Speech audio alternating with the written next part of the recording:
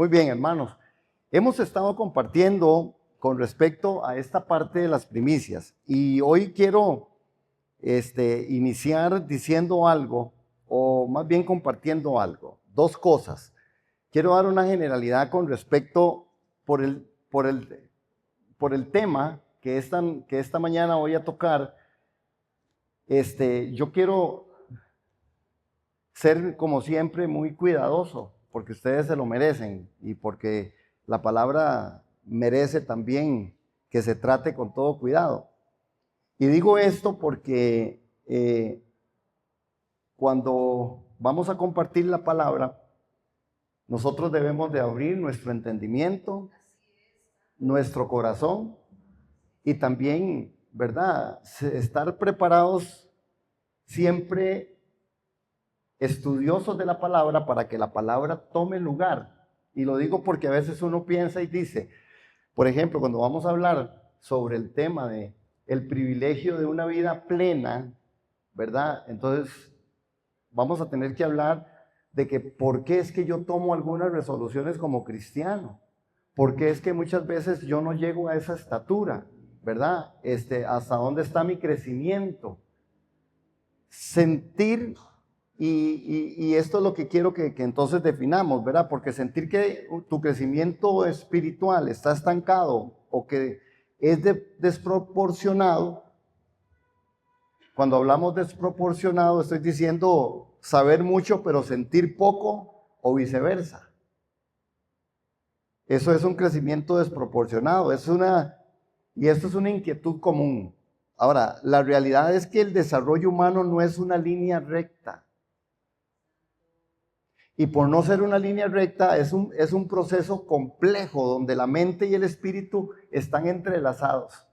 Entonces, aquí creo que la perspectiva bíblica con respecto a esto es que la Biblia reconoce que el crecimiento no es automático y que existen obstáculos que son internos y externos.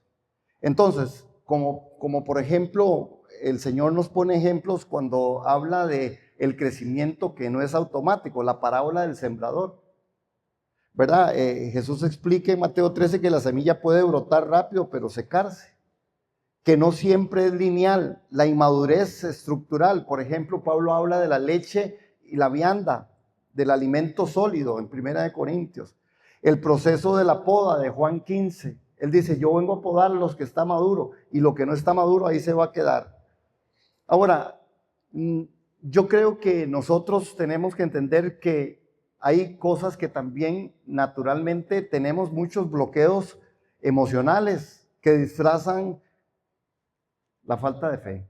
Y hay aspectos, hermanos, que lo cognitivo y lo emocional se juntan y pueden tener una comprensión intelectual muy clara. Sin embargo, son personas que están, y usted dice, han pasado tanto tiempo y no pasan de ahí, en la parte espiritual.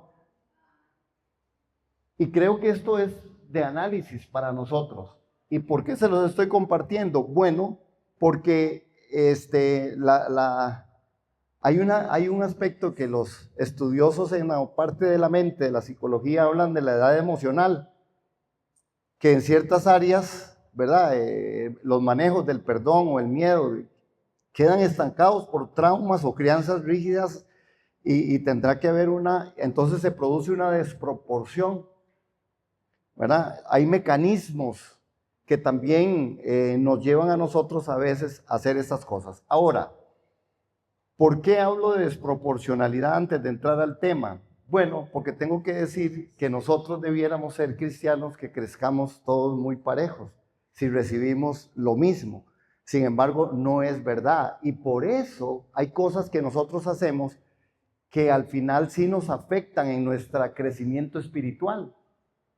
¿Qué es lo que la Escritura a nosotros nos quiere llevar? Cuando hablamos de que el principio de la vida plena, que primicia es el secreto de una vida que no se seca. Pero ¿por qué hay vidas que sí se secan? ¿Por qué hay vidas que no son? ¿Por qué hay tanta inconstancia en el cristianismo? ¿Por qué a veces somos tan inconstantes? ¿Por qué a veces sí queremos y a veces no queremos? Y uno podría echarle la culpa, como dije, en este caso, hablando, ¿verdad?, de ciertas manifestaciones, ¿verdad? Que se siente desproporcionado. El intelectualismo, por ejemplo. Sabe mucha teología, pero tu carácter no cambia. Hay gente que sabe, pero sabe, hermano. Entonces tiene sus títulos con un doctorado en teología. Y al final su carácter no cambia. El emocionalismo es buscar solo sentir a Dios, pero no tiene fundamentos cuando llegan los problemas, se desvanece. Es un cristianismo emocional. Y creo que esto es importante que nosotros entendamos. ¿Por qué? Porque necesitamos un equilibrio y el crecimiento saludable debe ser integral. Es decir, si sientes que sabes mucho pero vives poco, enfócate en la práctica sencilla del amor al prójimo, por ejemplo. Si sientes mucho pero no entiendes nada, dedica tiempo al estudio reflexivo. Y quiero seguir con una anécdota que es que nos va a llevar al punto, porque yo creo que nosotros sí debemos como iglesia, y ese es un llamado de corazón, ver cómo nos alineamos, hermanos. Ver cómo nos alineamos. Porque esto va a ser para gloria del Señor y beneficio para nosotros. Amén. Lo que doña Vivian decía ahora, conectémonos, vayamos, estemos, saquemos el espacio y el tiempo para las cosas que de Dios son. ¿Quién me dice a mí que venga o quién me dice a mí que no venga? Uno debiera ser también espiritual en esto y tomar una decisión. No que usted no pueda hacer lo que usted quiera. Usted podría irse de vacaciones, de derecho. Usted podría no querer venir un día, está bien. Pero el punto, cuando buscamos no ser tan desproporcionados, es ¿quién me guía a mí en mis pasos cristianos? Porque si no, estoy haciendo lo que yo quiera. Pero ¿quién me lo dice? ¿Dónde está mi guía? ¿Qué es el consejo que yo escucho para estar, para no estar, para tomar las decisiones en cualquier área? Es importante porque si no, entonces nosotros estamos desproporcionados. Hay una anécdota inspiradora de un hombre que se llamó Eric Lindell. Eric Lindell. Eric. Y la anécdota se llama Honraré a quien me honra. Y vea qué tremendo, porque dice que a principios del siglo XX hubo un hombre llamado Eric Lindell. Era un corredor escocés extraordinario, conocido como el escocés volador, y un devoto cristiano evangélico. Su meta era representar a su país en los Juegos Olímpicos en París de 1924. Pero apareció un conflicto. Después de años de entrenamiento, Eric descubrió que la carrera de los 100 metros lisos, su especialidad y donde era favorito para el oro, se llevaría a cabo un domingo. Para Eric, el domingo era el día del Señor, un tiempo sagrado dedicado exclusivamente al descanso y a la adoración a Dios. Y se enfrentó a una presión inmensa. La prensa lo llamó traidor a su patria. Los oficiales olímpicos le rogaron que cambiara de opinión. Muchos decían que Dios entendería si corría solo una vez. Si faltaba solo ese domingo, Dios no tenía ningún problema con él. Dios sí entiende si usted no viene el domingo, le dijeron. Eric se mantuvo firme. Su respuesta fue simple pero poderosa. Dios es primero. Dios es primero. Vamos a ver. Dios es primero, lo demás que haga fila. ¿Les gustaría leer conmigo para terminar la anécdota? 1, 2, 3. Dios es primero y lo demás que haga fila. Entonces, otra vez, 1, 2, 3. Dios primero y lo demás haga fila. Esta convicción de este hombre, él entonces decidió retirarse de su mejor prueba porque su lealtad a los mandamientos de Dios era mayor que su deseo de gloria humana, aunque le dijeron radical, aunque lo llamaron una persona que era, es que no, la palabra aquí sería en nuestro contexto, que él era una persona muy fanática y que Dios no se va a enojar porque usted falte. En su lugar, vean qué interesante, se inscribió en los 400 metros. Una distancia para lo cual no era el favorito. Justo antes de la carrera, un masajista le entregó una pequeña nota con un versículo de Primera de Samuel 2:30 que dice: yo honraré a los que me honran. Yo honraré a los que me honran. Y ven el resultado. Ese día, Eric no solo ganó la medalla de oro, sino que rompió el récord mundial. Corrió con fuerza, con una fuerza que muchos describieron como divina. De ahí el famoso apodo.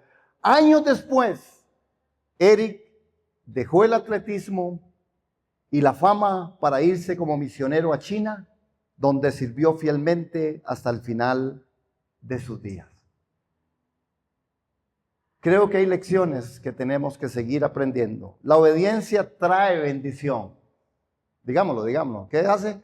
Digamos, la obediencia trae bendición.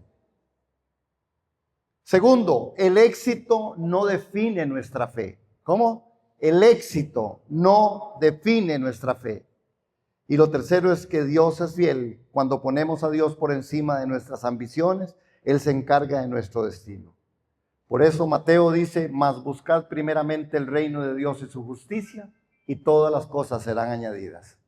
Esto es una de las verdades, hermanos, que nosotros tenemos hoy que entender. Y entonces todo mi contexto tiene que ver con esto. Sí es posible que nosotros hagamos elecciones muy auténticas, elecciones por Dios, elecciones por lo que Dios nos solicita y a lo que nos invita, porque Dios es un Dios que invita, no obliga, es justo y hace sus justos juicios. Por eso, cuando hablamos de primicias, estamos diciendo y estamos hablando que Dios sí te va a compensar por eso, porque Dios es galardonador de los que le buscan. El apóstol habla de que corramos la carrera con paciencia, que la corramos, porque el mundo la corre para una cosa, pero parafraseando, pero dice el cristiano la corre por una corona, que es la corona de la vida. Nosotros estamos aquí porque creemos que es la invitación de Dios a estar, a venir, a congregarnos, a dar, a estar, a dar de lo que Él realmente quiere. Entonces, Dios primero y lo demás que haga fila. Poner a Dios como primicia, hermanos, es permitir que Él sea el centro del cual emana todo lo demás. Saben, en la vida cristiana evangélica hablamos mucho de que Dios es el primero. Normalmente a la pregunta, ¿quién es primero en su vida? Normalmente todos, primero yo contesto, Dios es primero, ¿verdad? Eso es parte de lo que está, y no es que sea mentira. Yo creo que es verdad, yo creo que es nuestro deseo más profundo del corazón, que Dios sea primero. Que Dios sea primero en el que cuando yo tengo que dar, yo voy a darle a Dios. Cuando tengo que orar, yo voy a estar ahí. Cuando yo tengo que ser testimonio, voy a estar ahí. Si yo tengo que estudiar la palabra, tengo que estar ahí. Si yo tengo que extender la mano para ayudar a las personas, yo voy a estar ahí, porque Dios es primero. Y los cristianos o la iglesia cristiana evangélica hablamos mucho de que Dios es el primero. Pero ¿qué significa esto en la práctica? Hermanos, poner a Dios como primicia no es darle el primer lugar en la lista de 10 prioridades. Es permitir que Él sea el centro en el cual emana todo lo demás. Es que sí, en una lista de 10 sí, Dios está ahí, pero ¿qué lugar ocupa Dios en mi lugar cuando tengo que tomar una decisión en donde Él me está invitando a orar sin cesar, en donde Él me está invitando a que clamemos a Él y que Él nos va a responder, en donde Él nos está invitando a hacer cartas leídas por muchos, a ser ejemplo para una sociedad, a ser obedientes a su palabra? Sí, Dios no se enoja porque usted no pueda venir el domingo, pero ¿quién me dice entonces y cómo es que mi práctica cristiana pone a Dios en primer lugar? Tenemos que analizar a la luz de la experiencia de Moisés, que es lo que vamos a hacer en esta hora, la advertencia también que hace el profeta Jeremías, porque nuestra vida depende de que Dios sea nuestra prioridad absoluta día tras día. Pero Él tiene que ser la prioridad. Hay una crisis que vive Moisés y vamos a ir a Éxodo capítulo 33. Acompáñenme por favor a Éxodo capítulo 33. No vamos a leer todos los versos, pero vamos a relatar una parte de la historia, porque también ustedes y yo la conocemos. Vean lo que empieza, y la crisis es como motor de la primicia. Las crisis que Dios permite, en las cuales nosotros también, por el sistema del mundo y por las situaciones personales, a veces nosotros entramos. Creo que Dios, como dice, todas las cosas nos ayudan a bien a los que amamos el nombre del Señor. Y las crisis pueden ser un motor para que yo entienda que es una primicia, hermano. La iglesia no lo hemos tal vez entendido ni en factores, que no solamente es un asunto de dar. Y gracias a Dios por los que dan su primicia. Gracias a Dios por los que están dispuestos a seguir dando de lo que Dios les da. Y por los que también obedecen a Dios en otras formas. Este hombre se fue a China a mostrar el amor de Dios. Pero ¿cuántos estamos dispuestos a ir al vecino o ir a salir, verdad, en la parte de las misiones? Pero bueno, es Dios el que tiene que tocar, dijimos el domingo pasado. Es Dios, si Dios no lo coloca, es solo suyo, y lo suyo y lo mío se quedan en la puerta, se derrumban. Pero cuando Dios coloca algo, tenemos que estar atentos por eso. ¿Quién me está diciendo a mí qué hacer o qué no hacer?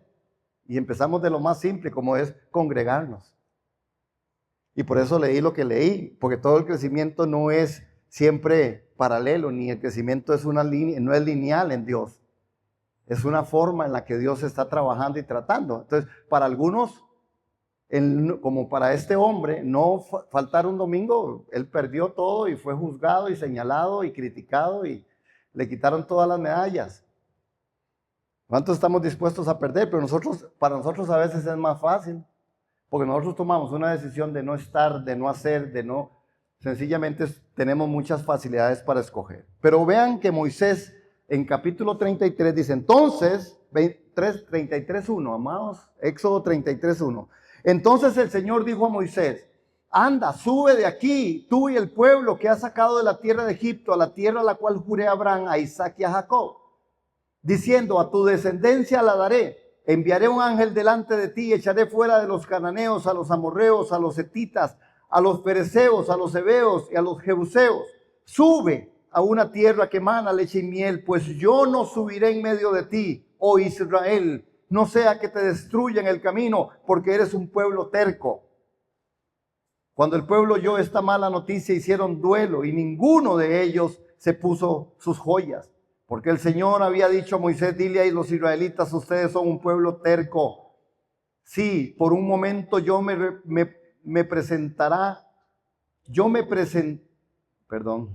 me presentara en medio de ustedes, los destruiría. Ahora pues, quítense sus joyas para que yo sepa qué ha de hacer de ustedes. Verso 6. A partir del monte Horeb, los israelitas se despojaron de sus joyas. Moisés, verso 7, acostumbraba a tomar la tienda y levantar fuera del campamento, a buena distancia de este, y la llamó la tienda de reunión. Y sucedía que todo lo que buscaban al Señor salían a la tienda de reunión que estaba fuera del campamento. Cuando Moisés salía a la tienda, de su tienda, y seguía con su visita, con la vista a Moisés, hasta que Moisés entrara en la tienda, la columna de nube descendía y permanecía a la entrada de la tienda, y el Señor hablaba con Moisés. Cuando todo el pueblo veía la columna de nube situada en la entrada de la tienda de reunión, todos se levantaban y adoraban cada cual a la entrada de su tienda. El Señor acostumbraba a hablar con Moisés cara a cara, como habla un hombre con un amigo. Cuando Moisés regresaba al campamento, su joven ayudante Josué, hijo de Nun, no se apartaba de la tienda. Entonces Moisés dijo al Señor: mira, tú me dices, haz subir a este pueblo, pero tú no me has declarado a quién enviarás conmigo. Además has dicho: te he conocido por tu nombre y también has hallado gracia ante mis ojos. Ahora pues, si te he hallado gracia ante tus ojos, te ruego que me hagas conocer tus caminos para que yo te conozca y halle gracia ante tus ojos. Considera también que esta nación es tu pueblo. Noten este relato, qué hermoso, porque Moisés se encontraba en una crisis total. El pueblo había caído en idolatría con el becerro de oro. En este momento de cimientos sacudidos, Moisés entendió que no podía dar un paso más sin la garantía de que Dios era el número uno en su gestión y en su vida. Garantizarnos que Moisés se quiere garantizar que Dios es el primero. Él le mandó los ángeles y le dijo: yo no voy a ir. Le explica por qué no va a ir. Sin embargo, hermanos, los retos deben darnos hambre de Dios. Moisés instaló, porque él dijo: yo no puedo meter aquí a Dios, voy a sacar, ¿verdad?, fuera del campamento, voy a sacar y voy a empezar a adorar a Dios desde allá, y los que quieran ir, van a ir. Hermanos, los retos deben darnos hambre por Dios. La diferencia entre desesperanza y desesperación tiene que ser un análisis que nosotros los cristianos, los hijos de Dios, los que queremos vivir realmente poniendo a Dios en primer lugar, lo entendamos. ¿Por qué, hermanos? Porque la presión y los problemas no son para destruirnos, sino que reconozcamos nuestra desesperación espiritual. Los problemas, cuando vienen los retos más fuertes, los retos más profundos, situaciones adversas de salud, de economía, de situaciones emocionales, sentimentales, debiéramos nosotros despertar y que entonces el primer lugar salga a la vida. Retos deben darnos hambre de Dios. Vean que hay una diferencia entre desesperanza y desesperación. La desesperanza te hunde. Por eso el apóstol y la escritura dice: la esperanza no avergüenza. La desesperanza nos hunde, la desesperación espiritual te hace correr a la fuente. Y por eso a veces decía hace un rato que hay situaciones en las cuales nosotros debiéramos de estar muy atentos, hermanos. Y en vez de enconcharnos, en vez de decir: no, ya yo no quiero nada, en medio de la crisis, en medio de la situación, porque sé que es difícil. Yo lo estoy diciendo desde aquí, y cuando lo vivo también me cuesta, seguro como a usted, mi amado hermano y hermana. Pero necesitamos en medio de la desesperación buscar al Señor. Los retos deben darnos hambre de Dios, porque esto es entender la parte de la primicia. Hay un principio, hermanos, que si Dios no es el primero en tu crisis se convertirá en tu Dios. Queremos leer. Ok, vamos a leer esa última parte, el principio. Porque la crisis debe ser un motor para la primicia, para tener a Dios de primero. 1, 2, 3. Principio. Si Dios no es el primero en tu crisis se convertirá en tu Dios. Y prueben esto, hermanos. Prueben esto. Creo que lo hemos vivido seguro en algún momento de nuestra historia, de nuestra vida. Cuando en la crisis Dios no es el primero, la crisis se convierte en eso. Y entonces doy razón de mi vida basado en la crisis. Hago lo que tengo que hacer basado en mi crisis, no en lo que Dios me diga. Y porque la crisis, y cuando alguien me advierte de oremos, hermano, mire, ore, venga, consejo. Tu crisis es tu Dios, y por lo tal hay gente que vive en eso. Por eso no hay un crecimiento paralelo, por eso no hay un crecimiento en el cual nosotros como iglesia, como hijos de Dios, como familia, estamos muchas veces desproporcionados en el crecimiento espiritual. Y nosotros necesitamos atender esto con urgencia, hermanos. Hay que entender que hay bloqueos emocionales que se disfrazan a veces de falta de fe, pero son aspectos mentales. Son bloqueos que están ahí, hermanos. Porque yo he escuchado, y seguro usted también ha escuchado. Usted ha escuchado personas no queriendo seguir a Cristo y seguir a Jesús por causa del pastor de esa iglesia. Es que el pastor de esa iglesia es que ya no más. O por culpa o causa del hermano o de la hermana. ¿Verdad que hemos escuchado de esto, hermano? Gente que deja de seguir a Dios por una situación, hermanos, por un asunto de crisis que la convirtió él en su Dios. Porque no me dijeron, pues no me hablaron porque ahí es muy feo, no es que ahí no tocan tan bonito, no es que ahí son muy poquitos, no es que ahí son lo que fuera, no importa cuál sea la cosa.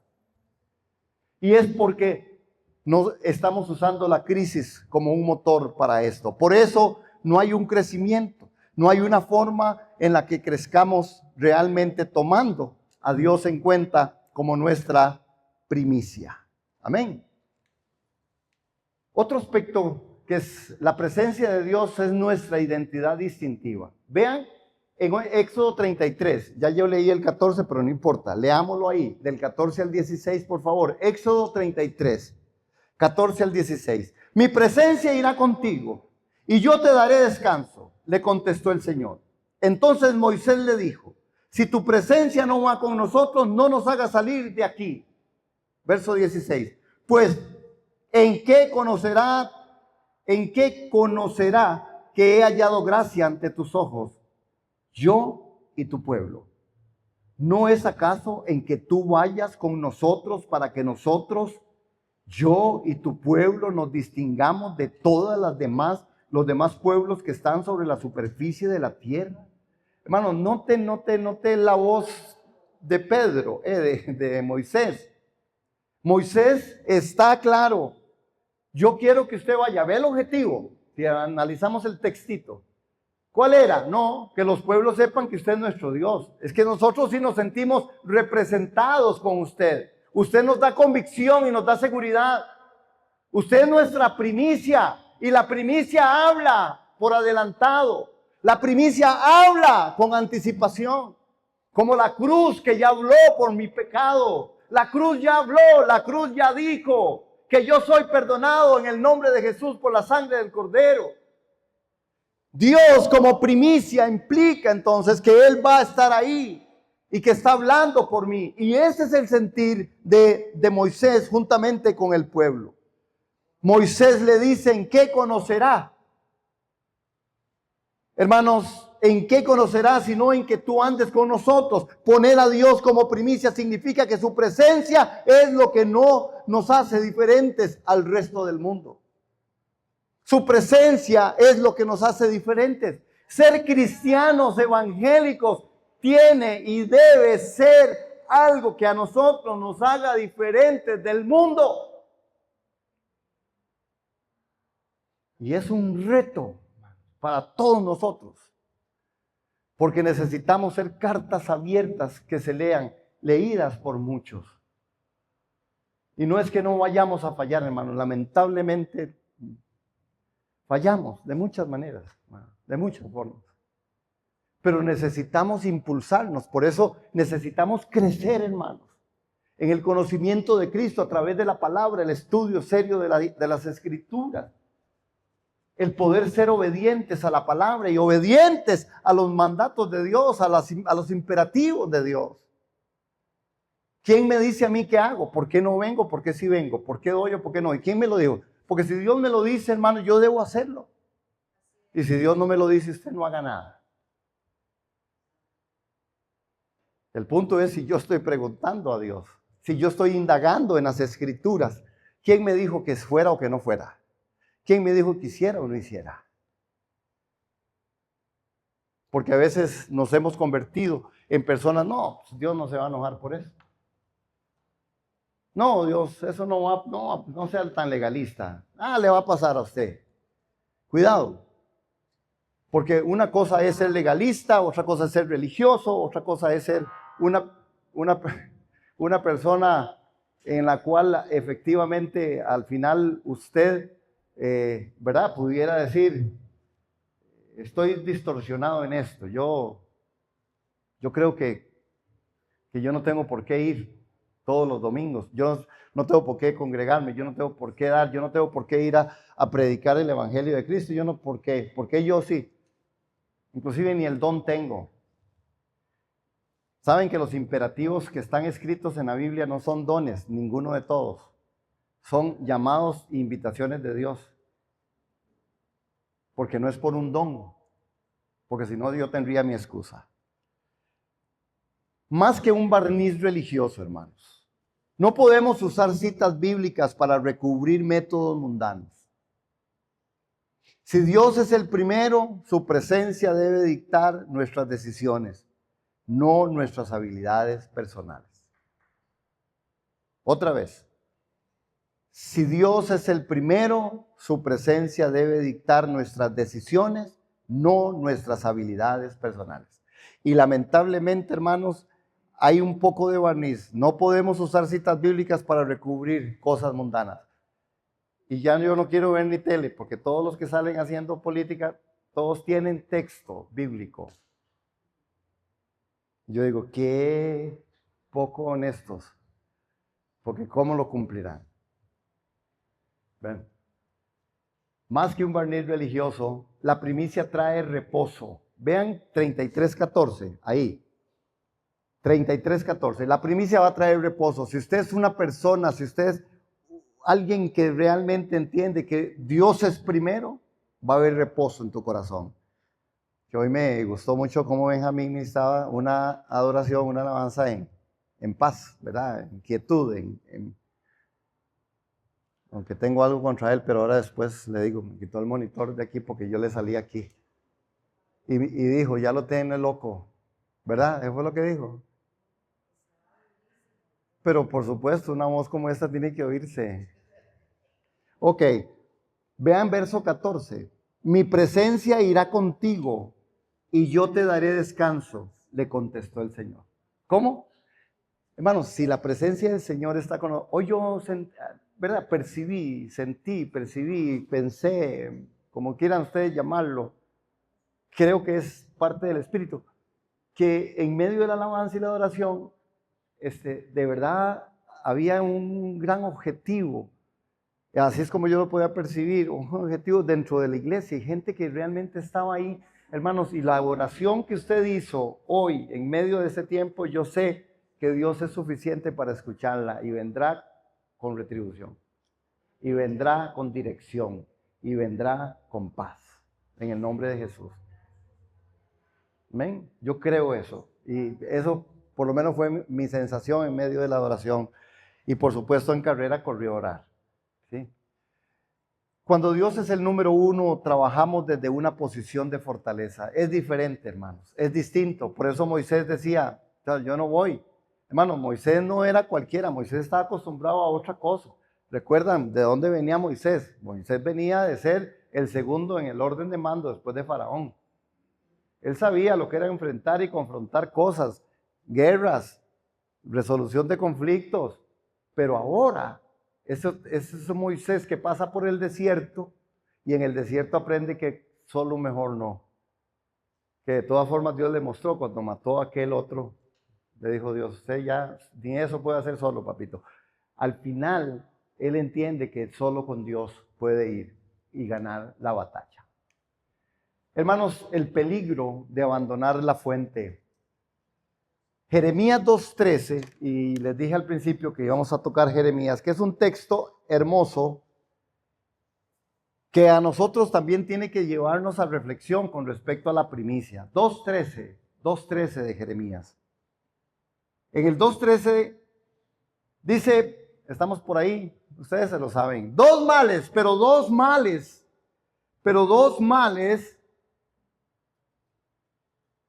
porque dos males ha hecho mi pueblo. Me han abandonado a mí, fuente de aguas vivas, y ha cavado para sí cisternas agrietadas que no retienen agua.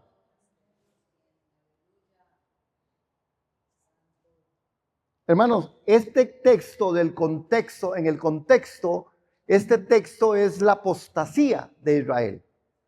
Y el profeta viene con una palabra dentro de todo lo que le quiere decir a Israel, ¿verdad? Y dentro de todo eso, él habla y le dijo el Señor que fuera y clamara al oído de Jerusalén. Y le dice, vaya y clame al oído de Jerusalén y di, de ti recuerdo el cariño de tu juventud, tu amor de novia, de cuando me seguías en el desierto por tierra no sembrada. Santo era Israel para el Señor, primicias de su cosecha. Estoy en el 2:3. Primicias de su cosecha, todos los que comían de ella se hacían culpables. El mal venía sobre ellos, declara el Señor. Oigan la palabra del Señor, casa de Jacob, y todas las familias de la casa de Israel. Así dice el Señor. Qué injusticia hallaron en mí sus padres para que se alejaran de mí. Y Dios empieza a decirle, ¿por qué se alejaron de mí? ¿Por qué el pueblo de Israel se alejó? ¿Y por qué nosotros, a veces la iglesia del Señor en este tiempo, por qué hay un alejamiento? Hermanos, es que no es minúsculo lo que está pasando en el mundo, que también está escrito, el amor de muchos se enfriará. Hoy en Europa no se conoce, hermanos. Mucha generación, ya lo he dicho, generación no conocen al Señor. Las grandes iglesias se convirtieron en gimnasios, en restaurantes, en cuestiones de arte, para poder ir en museos. Estados Unidos anda parecido ya.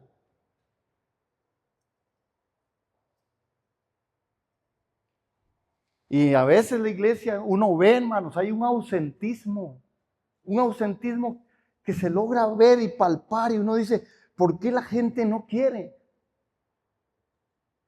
Ahora que estuvimos en Estados Unidos, una de las conversaciones con los pastores era exactamente esa.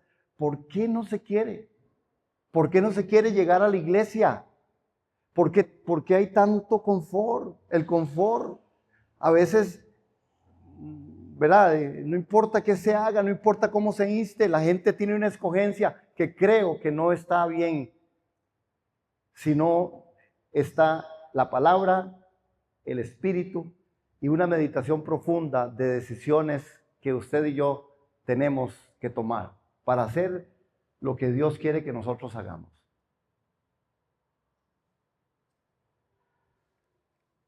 Hermanos, dejaron la fuente de agua viva.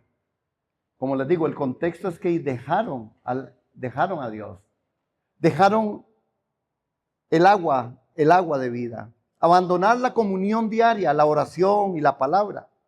Hermanos, sin la fuente el alma se seca progresivamente, aunque mantengamos las apariencias religiosas. Nos convertimos en religiosos. Hermano, ¿qué va a servirnos si yo digo, no, yo ya oré, pero a mí me cuesta mucho andar con esta? Yo ya oré, pero yo a usted no la quiero mucho. Bueno, perdón, ¿verdad que es como? No estamos desbalanceados, hermanos.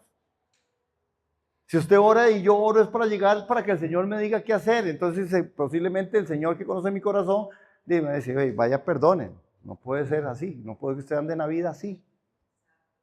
Ame, ¿verdad? Direcciona a Dios a través de, ¿verdad? Pero lo dejaron a Él, la fuente de agua viva. Hermanos, hay que tomar determinaciones. Hay que tomar determinaciones. Cavaron cisternas rotas, hermanos, de nada servía, de nada sirve que usted y yo digamos qué somos si nosotros tenemos algo donde se nos escurre lo que somos. Es decir, que los dichos y los hechos de nosotros hablen más que 1000 palabras, es más o menos, si no somos cisternas rotas. Y con esto quiero también llamar la atención de nosotros a que no es un asunto, por eso al principio hice tanto énfasis en eso, no es un asunto condenatorio, hermanos, a mí todavía me cuestan muchas cosas. Y yo creo que a todos nos cuestan, de una u otra manera, y de una u otra manera también fallamos. Pero el punto no es este, el punto es que yo tengo que investigar por dónde me está escurriendo eso, por dónde se me está yendo lo que yo digo versus lo que yo soy. Tengo que ver cómo hago, trabajarlo, tratarlo, hermanos. Porque si yo me doy cuenta y no lo trabajo, me convierto de verdad en esa cisterna rota porque no estoy queriendo que Dios sea el primero. Amén. ¿Cuántos dicen amén? Están muy callados, hermanos. Vamos. Digan amén. Reflexión. Una vida donde Dios no es la primicia es una vida de cisternas rotas. Así de fácil. Y por eso, hermanos, es verdad con respecto a la vida cristiana. Hay cosas, hermanos, que nosotros debemos de reflexionar. ¿Por qué estoy viviendo como vivo? ¿Por qué me están pasando las cosas que me están pasando? Yo debo de buscar, hermanos, algo. ¿Qué está pasando? Hermano, porque si yo sigo haciendo lo mismo, se me sigue repitiendo el mismo escenario toda la vida. Porque cuando yo cambio, todo cambia. Eso es la ley de la vida, es la ley espiritual también. Porque yo tomo decisiones por Dios de primero, amén. Entonces, una vida donde Dios no es la primicia, es una vida de cisternas rotas. Y termino esta mañana con esto. ¿Cómo volver a poner a Dios como primicia? Creo, hermanos, que no avances sin la seguridad. Esto es lo primero. Vamos a 33:15 de Éxodo, por favor. 33:15 de Éxodo. 33:15 de Éxodo dice: entonces Moisés le dijo, si tu presencia no va con nosotros, no nos hagas salir de aquí. Si tu presencia no va con nosotros, no nos hagas salir de aquí. Hermanos, saben, hay un mensaje para la iglesia evangélica en este tiempo.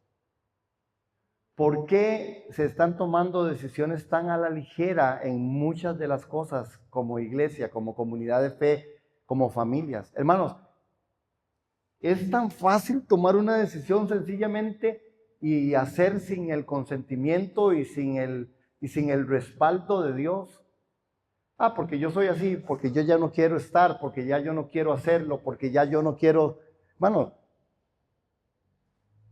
si Dios a nosotros nos pone y nos da privilegios como ser llamados hijos de Dios, como ser intercesores, ¿sí? Como ser gente que podamos llevar el mensaje del evangelio a toda lengua, tribu, nación.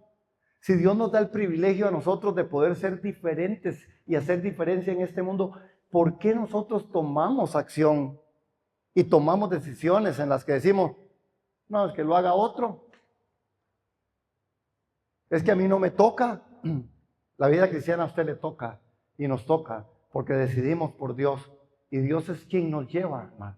Y cuando Dios coloque, otra vez, porque aquí está lo central, cuando Dios coloque algo en tu corazón, hermano, corra para hacerlo. Muévase a hacerlo. Haga lo que sea, pero hágalo, hermano. Porque si Dios te tocó, si Dios puso eso, Él sabe por qué, hermano. Porque Dios tiene a miles detrás mío y mejores.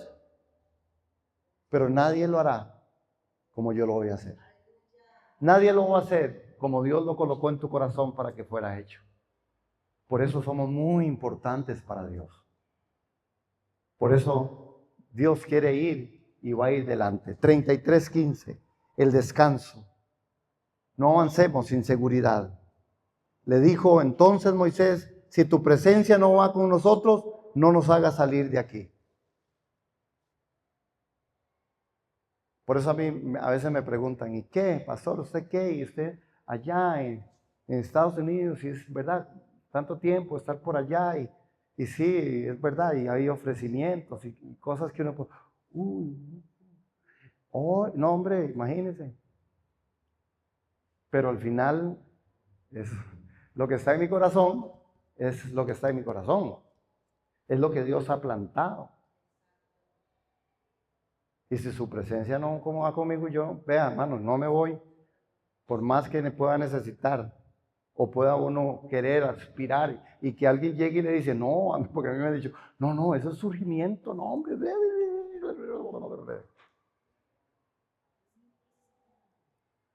Porque la gente viene y te dice cosas al oído, que no son las cosas de Dios, que no son tan malas, tampoco es pecado.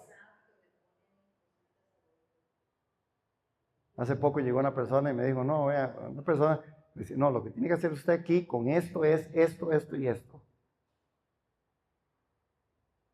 Negocio cerrado. Bueno, lo que está en mi corazón, si su presencia no va conmigo, yo no voy. Y esa es mi oración, porque yo soy débil, ¿sí? Yo podría fallar. ¿O no? Ustedes no, son muy valientes. Pero yo podría fallar. Porque a veces nos cuesta discernir lo que Dios quiere. Y por eso la gracia y la misericordia de Dios son nuevas cada mañana. Porque yo he tomado decisiones furries. Y al final la misericordia me amaneció el otro día y yo digo, ay Señor, gracias. Porque me dejaste vivir para ver si rectifico. Porque no era Él. La seguridad, si tu presencia, esto es un texto que tenemos que apretarlo y conocerlo. Si tu presencia no va con nosotros, no nos haga salir de aquí. Yo voy a ir donde Él quiere que yo vaya. Si Él quiere que me quede en la casa, me quedo en la casa. Si Él quiere que me vaya para allá, me voy para allá. Si Él quiere que... Pero preguntemos, hermanos. Indaguemos en las Escrituras. Juan 4:14. Reconoce y arrepiéntete. Jeremías capítulo 3. Vea qué interesante. ¿Cómo volver a poner a Dios como primicia? Avancemos con seguridad. ¿Cómo poner a Dios como primicia? Vea en Jeremías 3. Por favor, 12 y 13, dice lo siguiente, Jeremías 3, 12 y 13. Ve y proclama estas palabras al norte y di, regresa infiel Israel, declara el Señor. No te miraré con ira, porque soy misericordioso, declara el Señor. No guardaré rencor para siempre. Solo reconoce tu iniquidad, pues contra el Señor tu Dios te has rebelado. Has repartido tus favores a los extraños bajo todo árbol frondoso, y no has obedecido mi voz, declara el Señor. Hermanos, aquí es donde nosotros tenemos que entender cómo es que Dios funciona. Tenemos que reconocer en esta mañana que realmente necesitamos capacitarnos, estudiar más las Escrituras para conocer que es Dios como mi primicia. Dios como el primero. Amén. ¿Cuántos dicen amén? Eso, ya terminé. Pongámonos en pie porque quiero hacer como una parte el llamado a la fuente de vida verdadera. Buscar a Jesucristo, la fuente que es verdadera. Y en esto creo que es importante lo siguiente. Yo quiero que lo leamos y oramos y ya, vamos. Listos aquí, allá en la pantalla. Conclusión. Poner a Dios como primicia no es una carga religiosa. Es una necesidad de supervivencia espiritual. Lo vamos a aprender. ¿Amén? O lo vamos a leer por lo menos y llevarlo ahí. 1, 2, 3. ¿Qué dice? Poner a Dios como primicia no es una carga religiosa, es una necesidad de supervivencia espiritual. Que el Señor nos ayude, hermanos, porque nada de esto es sencillo. Pero Él sí sabe cómo producir el querer como el hacer por su buena voluntad. Pidámosle al Señor esta mañana que nosotros tengamos siempre la reverencia, que siempre tengamos la delicadeza de llegar ante Él y decir, Señor, de verdad usted quiere que no vaya, usted quiere que no dé, usted quiere que sí vaya, usted quiere que yo ponga, Señor, usted quiere que yo no ponga, usted quiere que lo hagamos así o que no usted. Hermanos, sí se puede y la Biblia tiene mucho que argumento y Dios es bueno dándonos el consejo. Amén, amén. Padre, en esta mañana te bendecimos. Queremos ponerte a ti como primicia, no una carga religiosa, sino esa necesidad de supervivencia espiritual. Los que hemos estado en esta mañana por la misericordia y el favor tuyo, Señor, te bendecimos en el nombre de Cristo Jesús y te damos gracias, Señor, por lo que tu palabra puede y va a producir en nosotros, como en medio de la alabanza y la adoración, lo que pusiste en el corazón de las personas, lo que tú has puesto a nivel de lo que ha pasado en esta mañana. Que nos ayudes a tomar decisiones sabias y prudentes en el nombre de Jesús. Gracias, porque como también le dijiste al pueblo ahí en Jeremías, Señor, así eres, esa es tu característica, que podemos reconocer la iniquidad porque quizás no hemos tomado en cuenta tu palabra y tu dirección, pero que tú eres un Dios lleno de misericordia, porque tú eres ese Dios que haces misericordia, porque Él dice en su palabra, no te miraré con ira, porque soy misericordioso, dice el Señor. Padre, gracias, porque nos vas a llevar a crecimiento, nos vas a llevar, Señor, a crecer hasta la estatura de la plenitud del varón. Que sea Cristo en nosotros la esperanza de gloria. En el nombre de Jesús, amén. Amén, hermanos. Amén. Que el Señor les bendiga. Lindísimo principio de semana.